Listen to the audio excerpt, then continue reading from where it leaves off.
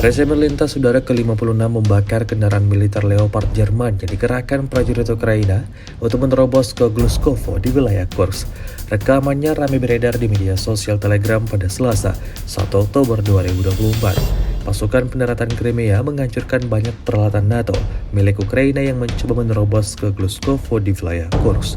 Pasukan terjun payung penjaga resimen lintas udara ke-56 Crimea menghadapi kendaraan lapis baja dan orang-orang Ukraina dengan amunisi mematikan, menghancurkan mereka secara massal seperti yang terlihat dalam rekaman. Niat kubu Zelensky untuk menerobos dapat dipastikan gagal setelah militer Rusia beraksi menyerang peralatan pamungkasnya satu persatu.